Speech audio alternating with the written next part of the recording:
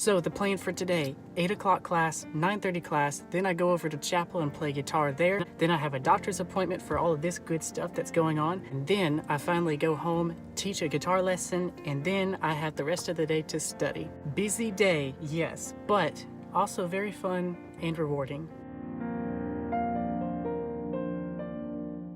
Discouragement is no joke. And yes, while discouragement is just another distraction, it's a pretty good one. And if we're not careful, discouragement can really mess up our lives.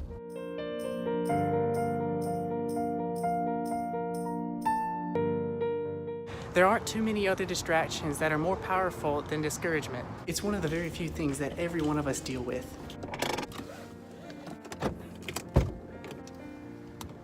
Now, I really don't mean to be negative, but really, there are very few things that we can fix completely.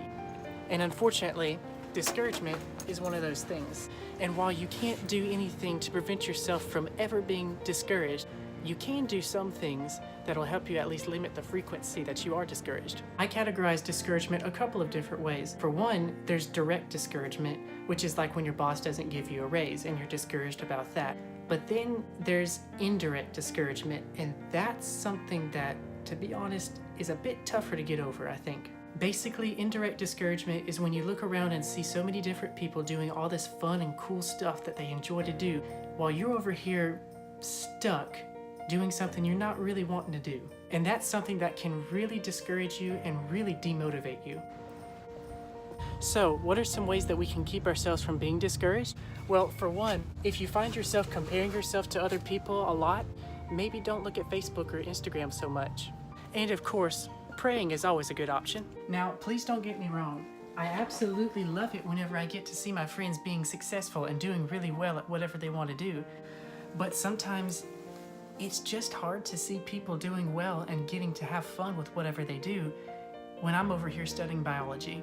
One of the first steps to dealing with discouragement is knowing that it's a natural feeling that everybody feels every now and then. It's okay not to be okay, but it's not okay to stay not okay.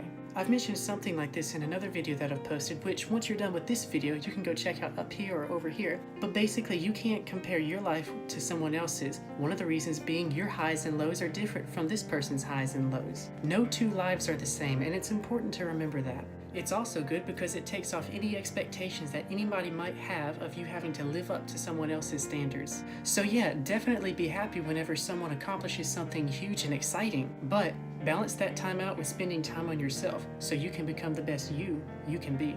Hey, it's Editor Jared from after the video, but this video is coming out during the video, so either way, one other tip I have for you is if you're discouraged, just remind yourself why you're doing what you're doing. That typically helps a bit. Okay, now back to the actual video. Discouragement is very tough to get through, but you can get through it.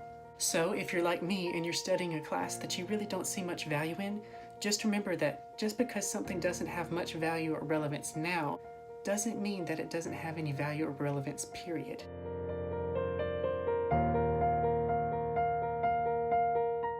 So don't just work, don't just study, don't just play. Do it well.